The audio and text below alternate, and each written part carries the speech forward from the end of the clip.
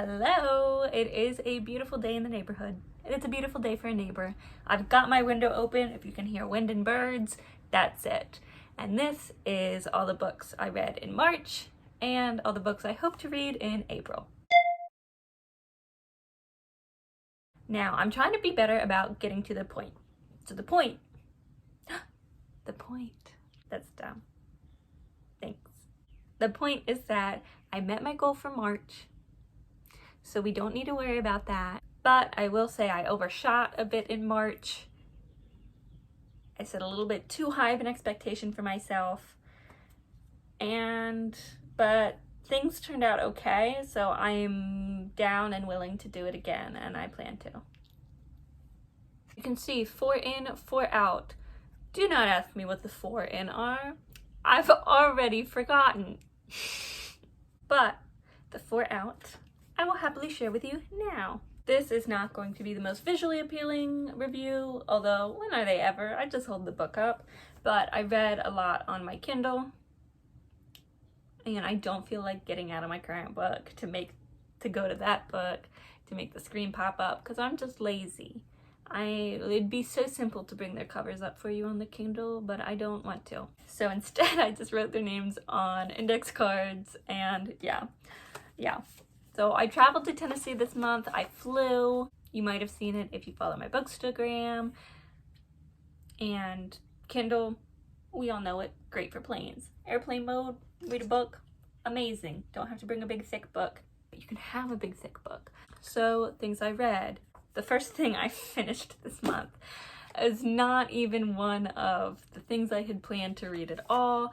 I won a giveaway for a gay romance called As You Wish. Do I need to show you the index card? I don't think so. It's mainly just to remind me. And so when I was on the plane, I was like, well, this just came in. Let me give this a shot. And I did read it all. I did enjoy it. Good way to pass the time. It did go very quickly. It's like, there's like a twist, and the twist is like weird. Like it's not really alluded to at all, but you go back and the writing alludes to it, if that makes sense. Like the plot does not, the writing does. Nothing about the plot really makes you go like, oh, they're foreshadowing this twist. But the writing is like, and he thought he looked kind of like this. And you're like, okay. And then it like comes back later and you're like, what? So like it wasn't awful. It was also very smutty. And I don't know if I realized that when I signed up for the giveaway. But the point is, I enjoyed it. It was quick. I enjoyed it. It's the first in a series, and normally when there's a romance series, it will like pick up with the next person and it'll be like their romance stories, and I looked into it and it's the same characters. Like they just keep having obstacles they have to overcome to continue being in love. And I don't think, like I wouldn't have paid for this. I won it in a giveaway. I would not have paid for it. And since I have to pay for the following books, I will not be reading them. That's it. So, entertaining, not amazing. There we go. Next, because as I said, that one went very quick. I read, and I've seen this around, I know other people have read this. I downloaded it on my Kindle forever ago when there was a sale because I thought it sounded interesting, so I bought the whole series at once on the Kindle at like a massive discount, and just didn't get around to it until now. I read The Foxhole Court. Actually, I think this one's pulled up on my Kindle already. This is what it's on. Hold up. Yeah! I read The Foxhole Court. I loved it. I'm obsessed. Like this is... Ugh. Like some books just hit. This is one of them. Like some books you read and you're like, I enjoyed that, I love that so much, and then you put it down and you forget. This book has been on my mind since I finished it. The characters are living rent-free in my head. They're just going about their lives, going to practice and living in the dorms and just living in here. And I'm like, oh. So because, and like I recognized that the moment I finished it, because the moment I finished it, I have the following books. I have the sequel and the third one in the trilogy. I could not move on. As soon as I finished it, I have the sequel, I have the third one. I said to myself, like, I just want to read this again. I did not want to move on. I just wanted to read the first one again. So, being the mood reader that I am, I immediately started it over. It's just a little bit unhinged behavior, but do I care? No. I guess I should share that it is like sports young adult drama. Yeah. I think it's really impressive that Nora Sakovic, that's how you pronounce her name, created like a whole fictional sport with rules and everything and like a regulation committee. It's insane. It's so cool. And then I love like the found family trope. I love delinquent teens. I don't know why, they just get to me. So, I don't know, I just fell in love with this book. I'm just so obsessed with this story. And it's probably gonna be a while before I'm over it. Yeah. I will say in the count, the reread's not counting because this has already been moved off of my TBR. It's not to be read, I've read it. So it's just me being dumb and wasting time. But I want to. And I do what I want. Then, because I was working, if you saw my TBR for April, I was working on like 3 books at once. Denser books. The Warmth of Other Suns, Women's Lives, and 101 Famous Poems. And because I was focusing on those and like circulating through them as I felt like, because as we've discussed, I do what I want, I wasn't finishing stuff very quickly. So those are like the only 2, because I was traveling and didn't take those thicker books with me and just read off my Kindle. Those are the only 2 that I like got through for the majority of the month. And then we got into like the last week of March and I had 4 books that I'd brought in and only 2 that had gone out. Those 2, so I was like, we need to get on it. So, and this is one of 101 Famous Poems. It is a anthology put out by Barnes & Noble, but I'm pretty sure that this particular anthology has been around well before Barnes & Noble. Don't quote me on that. And this just happens to be their copy of it. And this was one of the ones that I'd been circulating through, one of the 3 that I'd been working on, and I thought this will be easy to knock out, so I just knocked out the rest of them. It does have a good amount. I just marked any poems I liked. It's not like a crazy amount, but a decent amount. There are some really good ones in here. It's interesting to see what makes the canon. This one definitely needs some updating though. I found this in a thrift store and for what it is, it's enjoyable, but if I had like my pick of any poem anthology, I'd probably want 101 Famous Poems put together by a more recent collector, editor, whoever puts them together. Just because so many of these are really, there's so many white men who wrote these. A lot of these are very colonialist, just not good. And some of them are just boring, which once again, like what makes the canon is so interesting, and if we expand our views to allow everybody and give everybody a fair shake, a lot of these bozos would not be included because they're not that great. Good, but not great. Cool, some nice poems. And lastly, the 4th book, because I was panicking about finishing and matching, we went with Urban Legends #1. I believe this was on, it was on my March TBR. So this one and Famous Poems fulfilled my March TBR. It was really good. I liked it. I did not realize that this was also an anthology.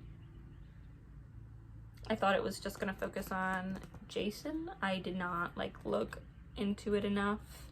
Feels like a lot of the art is really similar, so I think when I just flicked through it, I was like, this is all the continuation of one story, and it is not. Some of the stories I liked, some of the stories I did not, some of the stories I had no clue who the people were and what was going on, but as you can see, it's short, so then by including multiple stories, it makes them even shorter, so they're all really quick to get through, and the ones I liked, I really liked, so I had a good time, and it helped me meet my quota. All right, now for April. And once again, aiming high. We'll see how this works out. But I need to aim high because I am also going to try not to bring any books in for most of April. So I gotta try really hard to just not accumulate any books for most of April.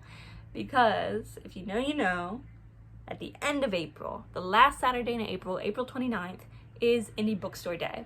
And that does some serious damage to my bank account and my TBR list. So yeah, we gotta read in April and we gotta not bring any books in because that's gonna tell me how much I can actually get on Indie Bookstore Day without destroying my resolution. So first, we've got some holdovers. The Warmth of Other Suns, I'm almost done. As you can see, I'm really enjoying it. Like, this is the tabs on 101 Famous Poems have nothing on this. Like, this is so many.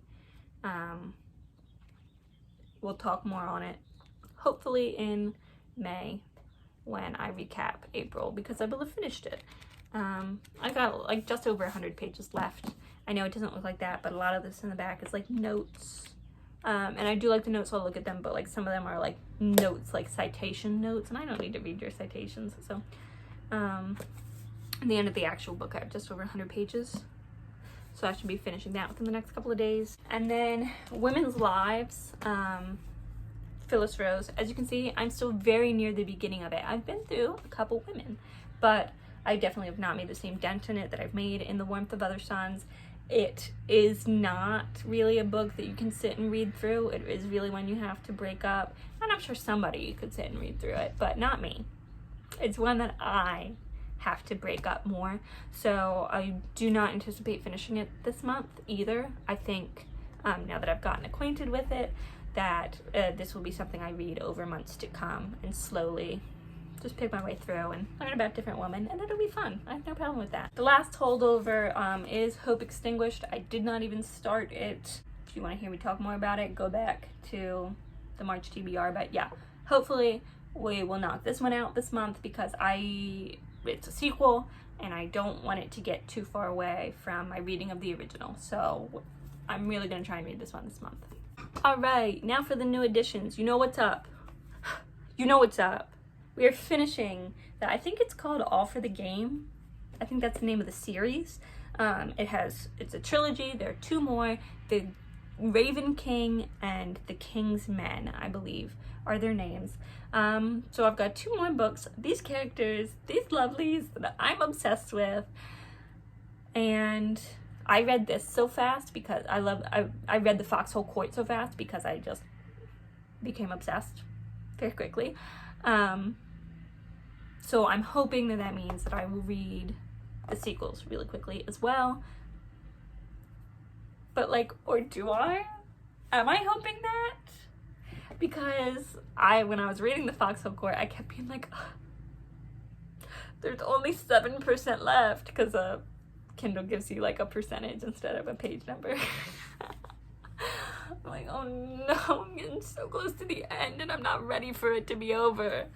And I knew I had the sequel and the third. I don't want them. I want this. But once I read them, I know I'll want them.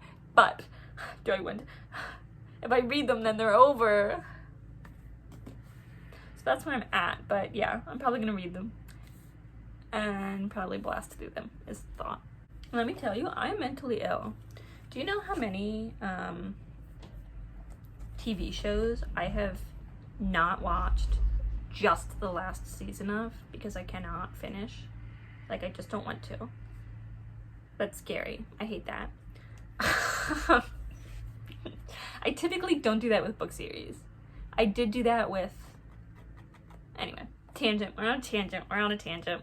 I typically don't do that with the book series, though. I'm gonna finish that, probably. For my nonfiction this month, I know my 2 holdovers are nonfiction, but there's not a lot left of The Warmth of Other Suns, which is what I'm really counting, and then Women's Lives, as I said, will be over months now, so I thought mix it up, get some new nonfiction in there with it. Follow That Arrow by Gwen Van Velser. This is a book by a personal friend and mentor of mine.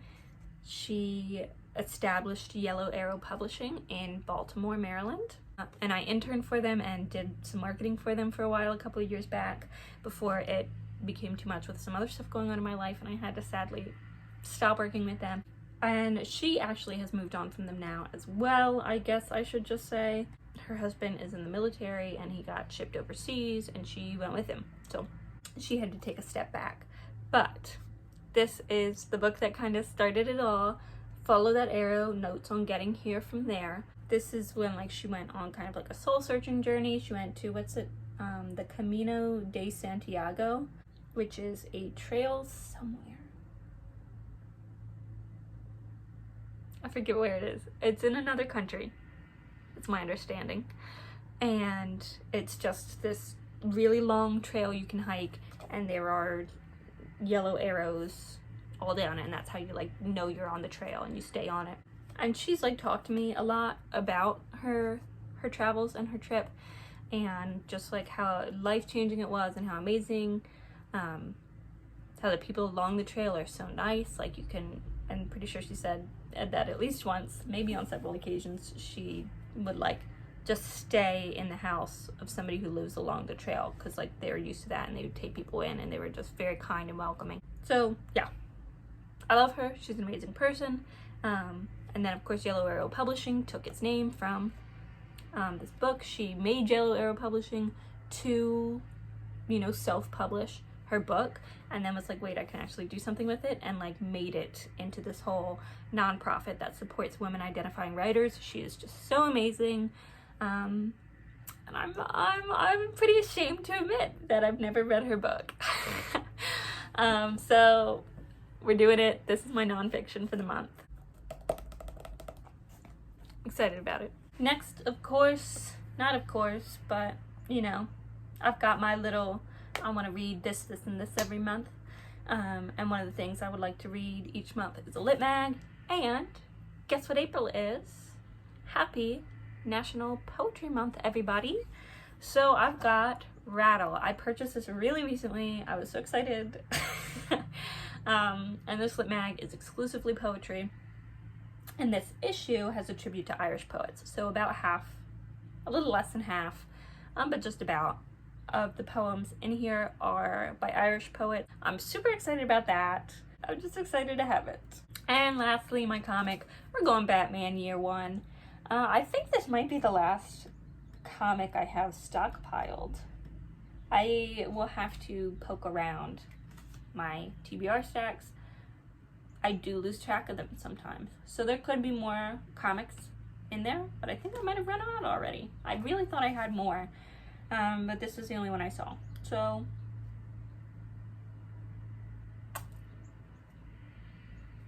and aside from that, I think it's pretty self-explanatory. It's Batman Year One. It's Batman Year One. I'm gonna read it. Thanks. So yeah, I was a little overambitious last month, and this does not feel any less, overly ambitious. But we're gonna roll with it. We're gonna do our best. And we're gonna move forward with the knowledge. The more I read, the more I can buy on Indie Bookstore Day. So hopefully that'll be a big motivator. And I'm gonna try and do more than 4 books this month. I was about to say I really would like to not break even, but that's a straight up lie. I would love, the goal this month is really to break even because I want to buy on Indie Bookstore Day. So the goal this month is just to read a whole heck of a lot and to not bring in anything until the end of the month and I can go wild. And I think that's it. All right. Thank you. Thank you for watching. I hope it is gorgeous weather where you are too, and I hope you're enjoying it. I will hopefully see you next week.